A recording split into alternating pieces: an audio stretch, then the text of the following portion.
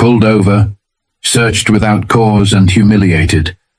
But when her husband arrived, the real confrontation began. Angela Hayes adjusted the rear-view mirror of her silver sedan, the hum of the highway fading as she turned onto a quieter road in suburban Dallas. The evening air felt heavy, and her sequined gown shimmered faintly in the dim streetlights. She had just left a fundraiser event, a night spent supporting a local community center she deeply cared about. Angela was proud of the work they were doing, but more than anything, she was looking forward to getting home to her family. Her phone buzzed on the passenger seat. It was her husband, Malcolm Hayes, the newly appointed police commissioner of Dallas County. Angela smiled softly. "Be home soon," she murmured to herself, not bothering to pick up the call. Then, the flash of red and blue lights in her rearview mirror caught her attention. A police cruiser. Angela's brows furrowed as she slowed her car and pulled over to the side of the road. Her mind raced for a reason. She wasn't speeding. She hadn't rolled through any stop signs. She wasn't even on her phone. Maybe it's just a routine stop, she thought, rolling down her window as the officer approached. The officer, a tall man with a stern expression, didn't waste time. "License and registration," he said curtly. Angela handed over her documents without hesitation. "Good evening, officer. May I ask why I'm being stopped?" The man glanced at her license before looking back at her, his tone clipped. "We got a call about a vehicle matching this description involved in suspicious activity in the area." Angela's heart skipped a beat. "Suspicious activity," she repeated, her voice steady despite the unease creeping in. "Step out of the car, ma'am," the officer said, ignoring her question. Angela hesitated. "Excuse me?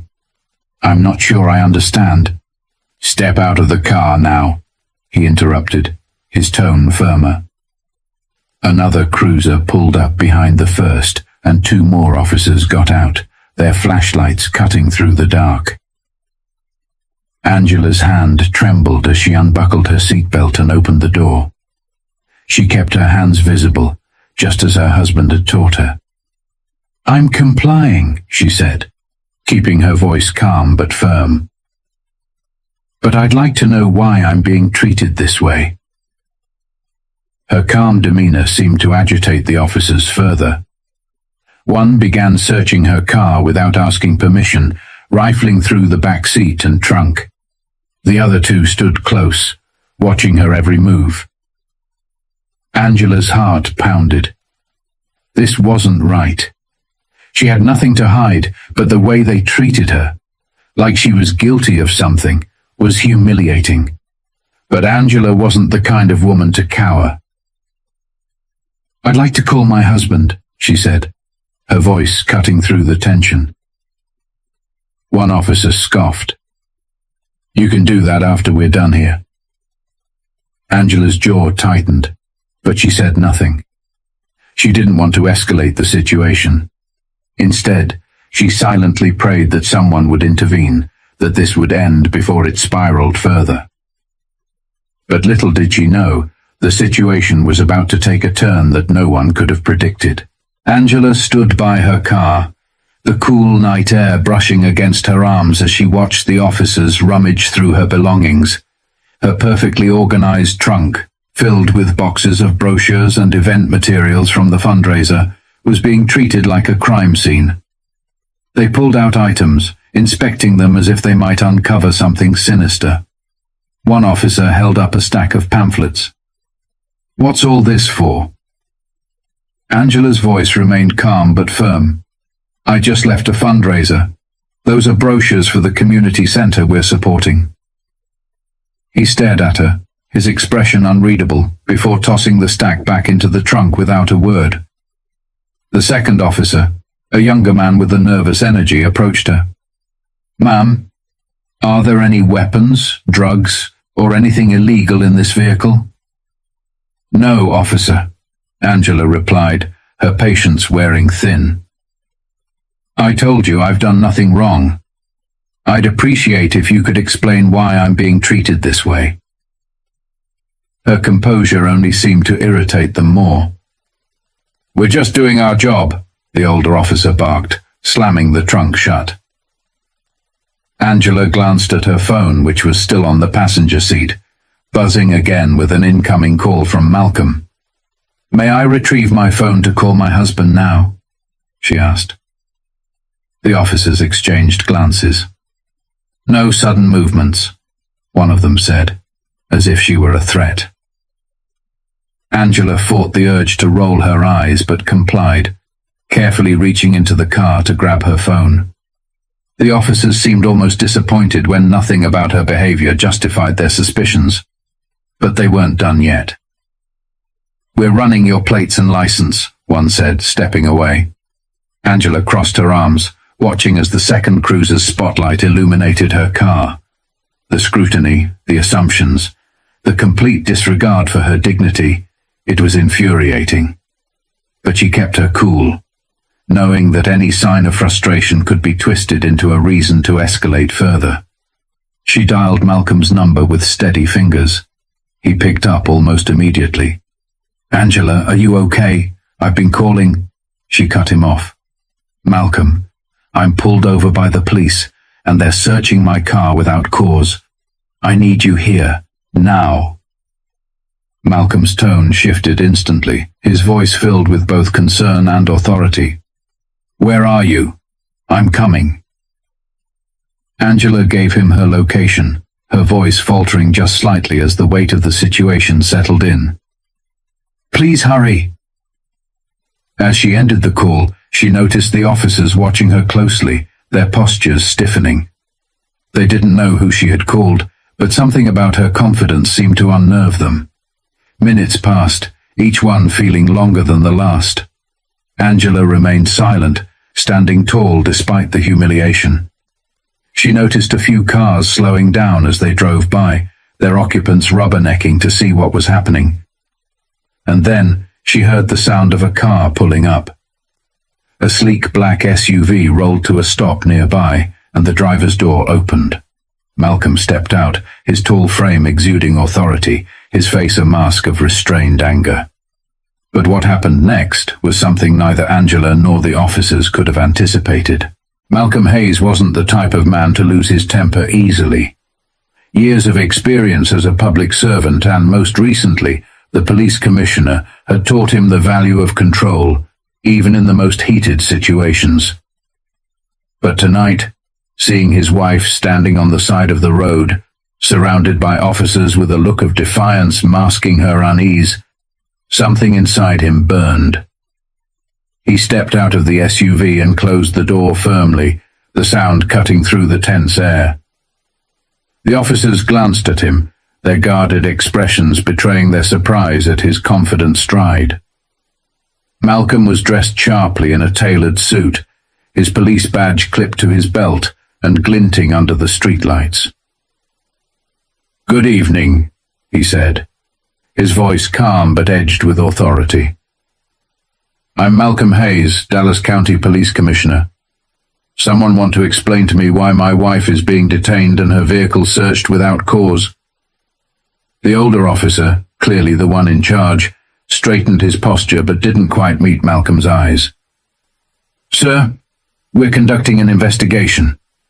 We received a report of suspicious activity involving a car matching this description." Malcolm's jaw tightened. "Suspicious activity? In a sedan driven by a well-dressed woman coming from a charity event. You do realize you're speaking to Angela Hayes, my wife?" The younger officer shifted uncomfortably, glancing at his partner. The older officer cleared his throat. "We weren't aware of her identity, sir. We were just following protocol." "Protocol?" Malcolm repeated, his voice rising slightly. "Since when does protocol involve searching someone's car without their consent or probable cause? Did she give you permission to do this?" Silence. That's what I thought, Malcolm said, taking a step closer. His presence was commanding, and the tension among the officers was palpable. Bystanders had started gathering, some holding up their phones to record. The flashing police lights bathed the scene in an eerie red and blue glow. Angela finally spoke, her voice steady. Malcolm, they wouldn't even let me make a phone call at first. They've been treating me like a suspect from the moment they pulled me over. Malcolm turned to her, his expression softening for a brief moment before hardening again as he faced the officers. Do you have any idea what kind of liability you're exposing this department to? You're harassing an innocent citizen, my wife no less, without justification. This isn't just unprofessional, it's unacceptable. One of the officers, clearly feeling the heat, stammered, We were just doing our job, sir. We didn't mean—" You didn't mean? Malcolm cut him off, his tone sharp. Your actions suggest otherwise. And those cameras, he said, gesturing to the growing number of bystanders recording the scene, will ensure there's no spinning this later. You're going to explain yourselves right here, right now. The officers exchanged nervous glances, clearly unsure how to proceed. The older officer stepped forward, attempting to regain control. Commissioner Hayes will need to de-escalate this situation. Perhaps we can discuss this back at the precinct. Malcolm let out a short, humorless laugh. De-escalate? You want to de-escalate now? After humiliating my wife and violating her rights? No. We're addressing this here. In public. Exactly where you created this mess. By now, the crowd had grown larger. People were murmuring, some expressing their disbelief at what they were witnessing. Angela stood quietly, her posture composed, but her eyes betraying her exhaustion. Call your supervisor, Malcolm ordered. Now.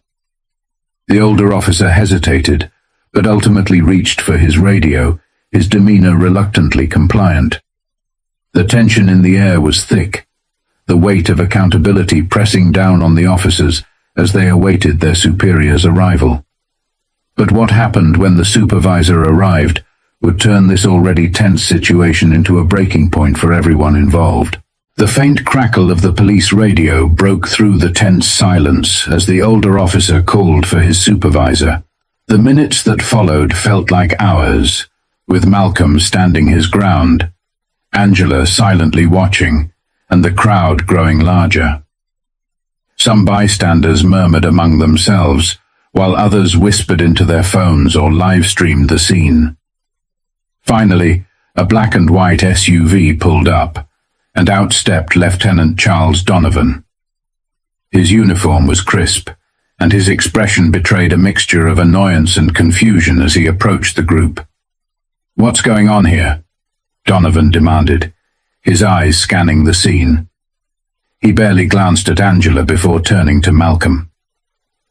Lieutenant Donovan, Malcolm said evenly, your officers here pulled over my wife, conducted an unwarranted search of her vehicle, and have failed to provide any legitimate reason for their actions.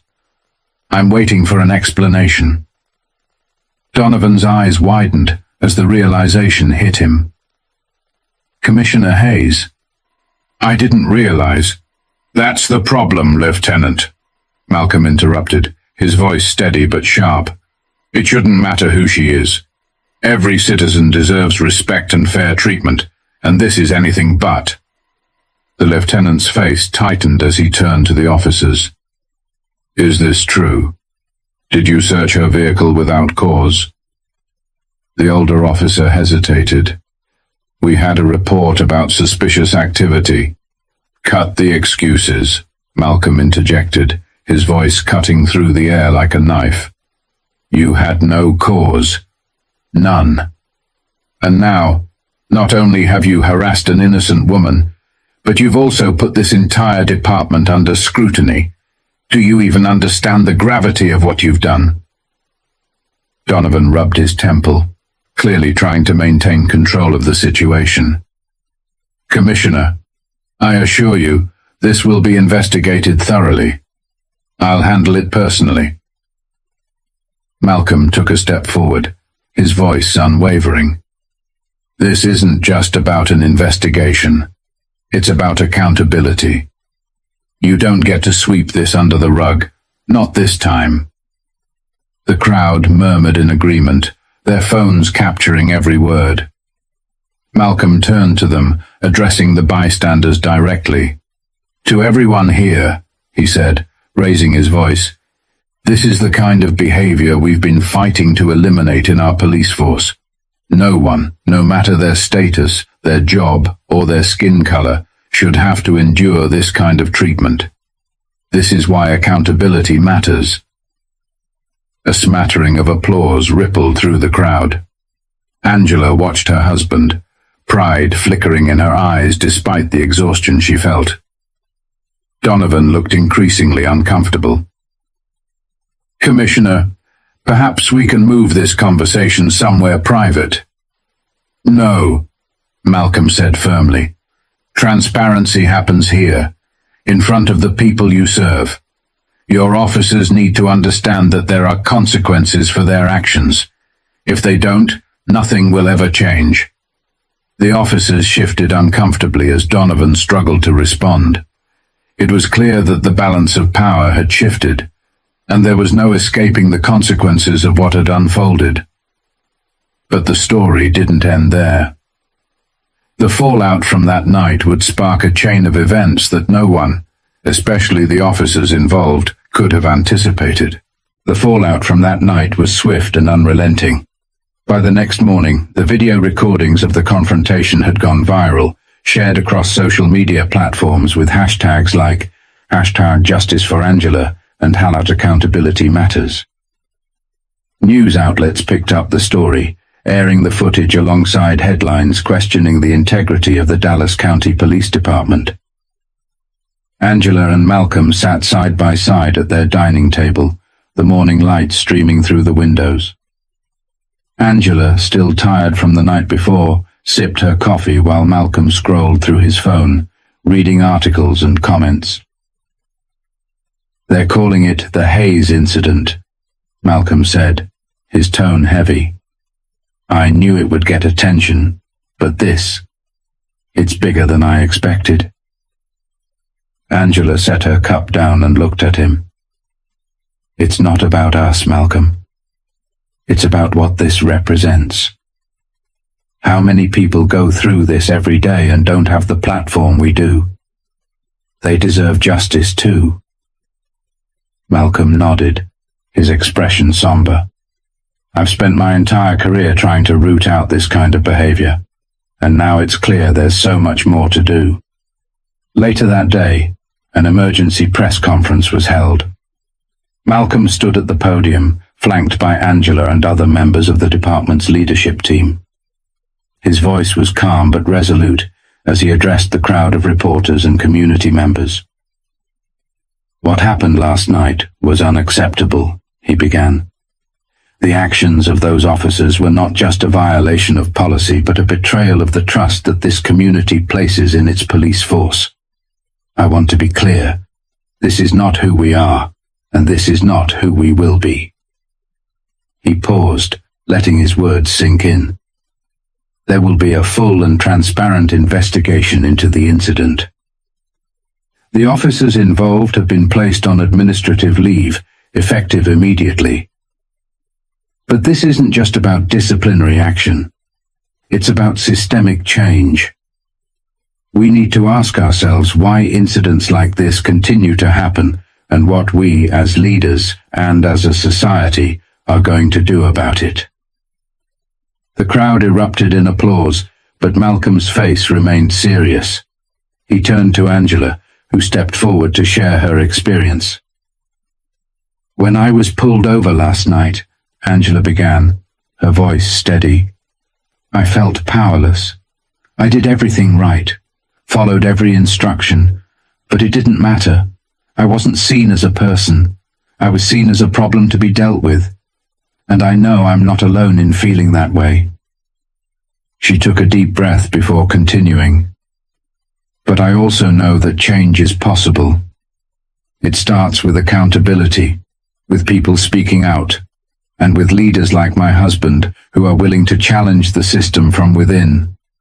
We have to do better, for everyone. In the days that followed, the department launched new training initiatives focused on de-escalation and implicit bias.